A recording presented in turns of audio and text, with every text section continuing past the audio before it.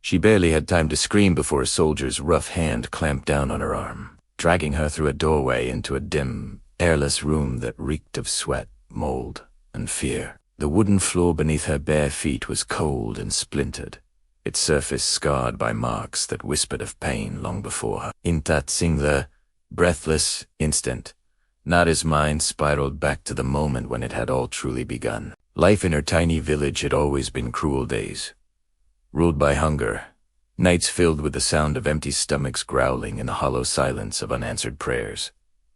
Yet when men from the district office arrived, everything seemed to change. They came dressed in crisp uniforms and bright smiles, holding papers stamped with official seals and promises that glimmered like hope. They spoke of opportunities far beyond the dirt and dust of the village jobs for young women in foreign lands, nursing positions, factory work, respectable labor that would feed entire families. It sounded like a miracle, a rope thrown to those drowning in poverty. And for Nari, whose parents struggled each day to keep her younger siblings alive, it felt like salvation itself. The official's words carried the weight of authority, gentle yet commanding, impossible to doubt. Her parents hesitated, fear flickering in their eyes. But the men reassured them with patriotic phrases that turned guilt into obedience. Refusal, they said, would be shameful. Betrayal of the nation. What parent could deny their country in such desperate times? So, like so many others, Nari gathered her few belongings: a worn blanket, a faded photograph, and the faint dream of a better life, and stepped into the unknown. She was one among nearly 200,000 girls who left home believing they were rescuing their families from starvation. None of them knew the truth. By the time Nari realized that the shining rope she had grabbed was in fact a noose, it was far too late. The journey that was supposed to lead to dignity ended in chains of deceit. Her destination was not a factory, not a hospital, but a comfort station, a place built for the pleasure of soldiers. It was a large, two-story Japanese house, 20 rooms wide, echoing with the muffled sounds of despair. The moment she entered, she saw faces, women who looked far older than their years, their expressions hollow, their bodies weary. Some wore kimonos, others threadbare dresses that barely clung to their shoulders. The proprietor's wife ran the place with the precision of a cruel overseer. Her voice was sharp, her eyes cold as glass. She handed the new arrivals rough, faded dresses that had once belonged to other women, those who had either escaped through death or vanished without a trace. "Call them big sisters," she ordered, pointing to the older women. "Do as they say, or you'll learn what disobedience costs." Every morning at 7, the bell rang, a hollow, metallic sound that signaled the beginning of another day in hell. Sleep was a rare mercy. The walls were bare wood, the rooms little more than boxers with thin military blankets that offered no warmth. When Nadi Rospain greeted her, before her eyes were even open, she braced herself, gripping the wall for balance, knowing that soon she would be standing in line with the others, waiting for her turn. How many would it be today? 30. 40. She stopped counting weeks ago. Numbers no longer meant anything. The women were fed just enough to stay alive. Breakfast was a thin bowl of watery gruel, sometimes rice, sometimes millet that did nothing to ease their hunger. The smell of sweat and sickness hung constantly in the air. As they ate in silence, tears often slipped down their cheeks, falling into their bowls like rain. That morning, as they finished their meager meal, the proprietor stormed in, his face twisted in disgust, his nostrils flaring as he waved a hand before his nose. The stench of the room had always bothered him, though he was the reason it existed. He barked orders for the women to bathe. The water was always freezing, biting through their skin like shards of ice, and many hated it. One woman, her face pale, her body trembling from exhaustion, shook her head. The silence that followed was suffocating.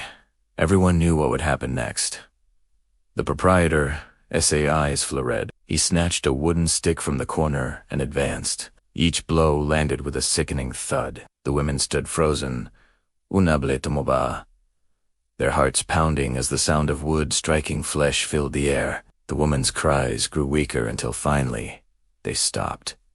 She collapsed to the floor, unmoving. No one dared to speak. The air grew thicker, heavy with fear and the metallic tamps of blood. The proprietor tossed the stick aside and stormed out, muttering curses. Some women turned their faces away, biting their lips to keep from sobbing. Others simply stared at the still body, too numb to react. Nari knelt beside her, trembling hands reaching to touch the woman's shoulder. There was no response. A big sister rushed in, her voice sharp as she ordered them to move the body out of sight. "No one must see," she hissed. "Work doesn't stop." And so it didn't. From 8 to 9, they washed clothes in basins of icy water. Their fingers turned red and numb, knuckles raw from scrubbing stains that never faded. Nari washed the fallen woman's dress, folding it carefully afterward as if hope alone could bring her back to life. By 8:45, the big sisters shouted for everyone to return to their rooms. They obeyed instantly. Disobedience meant pain, and pain came swiftly. None of them forgot the sound of that wooden stick. Fear was the rule that governed every breath. Some women had tried to run, but they were always caught. The punishments were brutal, the aftermath worse. Some never returned at all. Nari didn't even dare to imagine escape. She didn't know where she was, which way led to freedom, or if freedom even existed anymore. At exactly 9 o'clock, the house came alive again. The sound of boots echoed down the wooden corridor. She could hear laughter, deep and cruel, as soldiers lined up outside the veranda. The veranda itself was lined with photographs, each one showing the face of a woman on the day she arrived. Nari remembered that day vividly. They had stood her before a blank white sheet, her hair brushed back, her fear hidden as best she could while the proprietor snapped her picture with an old box camera. The flash burned her eyes. That photo now hung on a string above her head like a label, proof of ownership. The queue outside stretched endlessly down the road, soldiers waiting, vouchers in hand, ready to trade paper for a piece of someone's life. Every morning, Nari prayed that none of them would point at her. Every morning, someone did. But on this particular day, she dared to hope differently. At precisely 9:05, as her big sister turned her back, Nari made her move. Her heart raced as she slipped over the side of the veranda, her bare feet hitting the cold ground below. She spotted an old tree nearby, its branches thick and leafy, and she climbed with desperate speed, scraping her hands on the bark. She pressed herself against the trunk, holding her breath every time a guard passed below. For a fleeting moment, she believed she might actually remain unseen. But fate had long since stopped being kind. At 9:40, a guard happened to glance upward. Their eyes met for an instant that felt eternal. "Then," he shouted. Nari was dragged down from the tree, her body hitting the ground hard. By 10:30, the proprietor's fury had reached its peak. He beat her until she could no longer cry out. At 10:35, she took a dull blade from the wash basin and began cutting away her hair. Strands fell in clumps around her, her scalp raw and bleeding. She hoped that if she looked less desirable, perhaps the soldiers would choose someone else. But the universe mocked her again. Her shaved head became a spectacle, something for them to talk about and laugh over. Soon, soldiers lined up just to see the woman who had defied beauty itself. Her punishment was to be seen more than ever.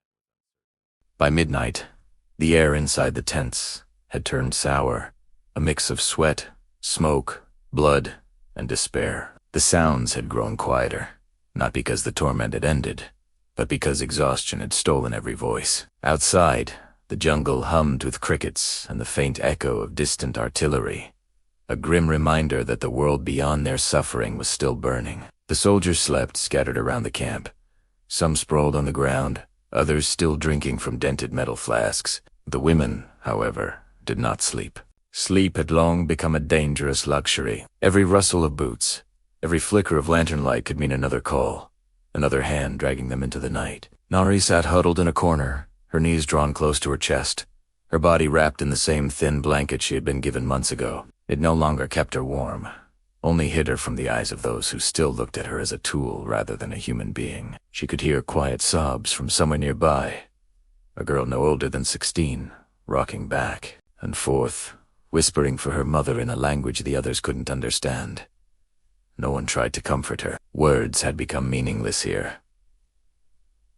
Promises were lies. Hope was a dangerous thing that only made the pain sharper. Nari stared at the flickering light of a candle, watching it struggle against the wind. For a brief moment, she imagined it was the hearth back home, her mother stirring rice porridge, her father laughing, her younger brother chasing chickens in the yard. The memories were like ghosts, warm, bright, and fading fast. The next morning began like every other, with shouting. At exactly 8, the proprietor's wife stormed through the rows of tents, barking orders in a shrill voice. The women lined up automatically, their bodies moving on instinct. Most no longer felt hunger or pain in the usual way. Their nerves had learned to go numb to survive. Breakfast was rice, mixed with millet, dry and tasteless. Each woman received a small bowl and a cup of cloudy water.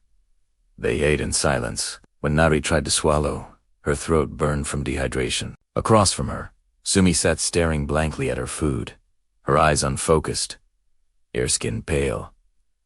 The fever had returned. She trembled, her spoon clattering softly against the bowl. A soldier noticed and called over the proprietor. He frowned, muttering about damaged stock.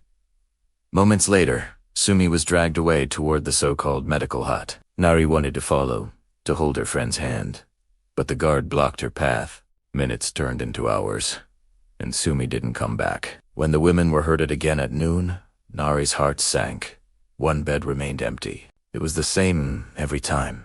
One by one, the faces disappeared until they became just shadows in memory. At 1 o'clock, the sound of engines broke the stillness. Trucks arrived, bringing fresh supplies, food, liquor, ammunition, and new soldiers. Among them were young recruits, barely 18, their faces still smooth, eyes full of restless energy. They were handed vouchers, shown the line of tents, and told they could take their turns. Some looked nervous at first, pretending to act civilized, but the fear quickly faded once they saw how the others behaved. They learned fast.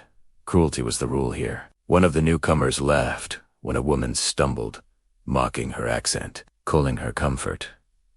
The word rolled off his tongue like an insult. Nari's body was growing weaker by the day. The fever she had fought weeks ago returned, spreading through her like fire. Her skin burned while her limbs felt cold as stone. Every movement hurt. But still, she obeyed when called, because disobedience meant punishment, and punishment was often worse than death. The big sisters did what they could, whispering small comforts, helping the sick, sharing scraps of food. They were prisoners too, but the proprietor used them to keep the others in line. Some carried syringes filled with cheap medicine, injecting women who could barely stand. Others washed sheets stained beyond cleaning, hands trembling as they scrubbed in buckets of muddy water. The line between caretaker and captive had long disappeared. That night, the rain returned. It fell hard, pounding on the tin roofs of the tents, turning the ground into thick mud. Water leaked through the corners, dripping onto sleeping faces. The soldiers complained about the wet, but the women welcomed it. The rain muffled the sounds of screams. It washed away the blood, at least for a while. Nari lay on her side, watching drops slide down the canvas like tiny rivers. Her body hurt too much to move, but in her mind, she drifted away from the tent, away from the camp, back to her village. She saw the mountain behind her home, The stream where she used to wash clothes with her mother. The smell of pine and smoke after rain. It was almost real, until the shout of a guard shattered it all. The next day, a rumor spread quietly among the women that the Japanese army was retreating, that the war might soon end. Some dared to whisper about going home. Others refused to believe it. Home, one of the older women said bitterly. What home will take us back? Her words hung heavy in the air. They all knew the truth. Even if they survived, the world would not see them as victims. Only Assam. Still, Nari clung to the rumor like a dying ember. For the first time in months, she let herself imagine freedom.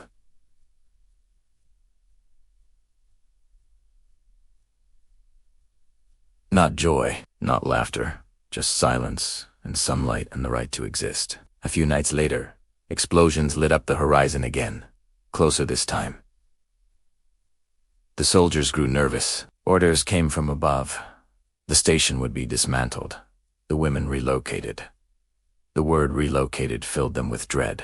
They had seen what it meant. In every place the army withdrew from, women vanished. No one knew where they went. Some said they were killed to erase evidence. Others whispered they were sold off again.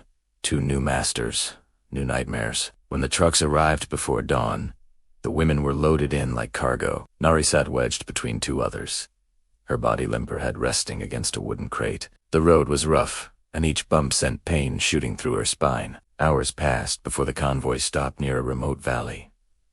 The air smelled of gunpowder and wet soil. The guards shouted for them to get out. The women stumbled into the mud, blinking against the harsh light. Around them, soldiers began setting fire to documents, burning everything: records, vouchers, even the wooden signs that once marked the comfort station. It was as if they wanted to erase every trace of what had happened. One officer stood apart from the rest, watching with a blank expression. Nari caught his eye for a moment. There was no guilt there, only emptiness. Then the gunfire started. It was quick, efficient, a sound like branches snapping in the wind. The women screamed, scattering, but there was nowhere to run. Some fell instantly. Others tried to hide behind the trucks. Nari ran without knowing where, her feet sinking in the mud. A bullet grazed her shoulder, tearing through flesh. She stumbled, fell, dragged herself forward with trembling hands. Day world spun smoke, rain, screams, everything blending into chaos. When she finally stopped, she found herself near a grove of trees, half conscious, her breath shallow. Around her, silence settled, heavy and unnatural. The rain had stopped. The smell of smoke lingered. Somewhere behind her, the gunfire faded into the distance. For a long time, she lay there, staring at the gray sky, her mind drifting between memory and emptiness. She thought of Sumi, of the young girl who had cried for her mother, of the words whispered to her in the cave. Hold on, you must live.